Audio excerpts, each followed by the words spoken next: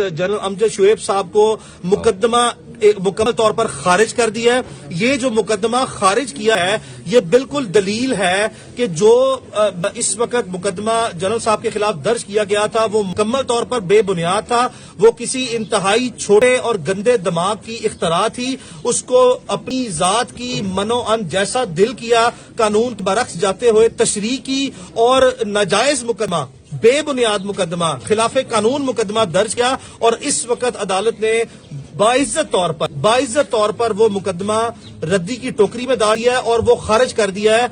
इससे पिछले माजी में अब तक जितने मुकदमात हो रहे हैं उसमें दलील मिलती है कि आप और जिस तरह हमारे जनरल अमजद शुएब साहब जैसे ऐसे तजर्बेकार लोग जो कि हमारी कौम के और मुल्क के बड़े लोग हैं, इनके तजर्बात से आप इस्तेफादा करने की बजाय जो सा है इस तरह के घटिया इल्जामात लगाते हैं और इस तरह की अब मजीद जो सा है हम आपसे तवक्को रखते हैं कि मजीद घटिया इक़दाम से बात रहा जाएगा और कतई तौर पर भी इस तरह के भोंडे इल्जामात जो से हैं बेबुनियाद इल्जामात जो से हैं उसको दोहराया नहीं जाएगा। Thank you.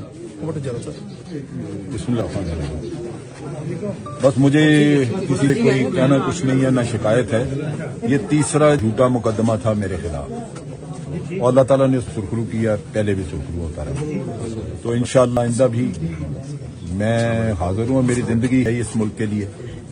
मैंने ना कोई ओहदा मांगा, ना मैं किसी पॉलिटिकल पार्टी से को वास्ता है। किसी पॉलिटिकल पार्टी से मेरा कोई ताल्लुक नहीं। मैं आज दिन तक इमरान खान को मिला ही नहीं, इनमें से किसी से भी कभी नहीं मिला। तो जो बात करता हूँ वो सिर्फ इस मुल्क के लिए, जो मेरी एक बूढ़े आदमी की जिसने जिंदगी पूरी गुजारी है, जंगें देखी, तो इस मुल्क की को बनते देखा, पार्टीशन देखी, उसके तजर्बे की रोशनी में अगर आप किसी को कोई मशवरा या कोई बात करते हैं तो भलाई के लिए, ये नहीं कि उसको कोई जुर्म समझाए। अगर कोई उस मशवरे पे अमल करता है तो ये अच्छी बात है, ना करे तो मुझे कोई शिकवा नहीं है किसी से। मैं तजिया जब करता हूँ तजिया निगार की हैसियत से, तो वो सिर्फ मेरा तजिया होता है।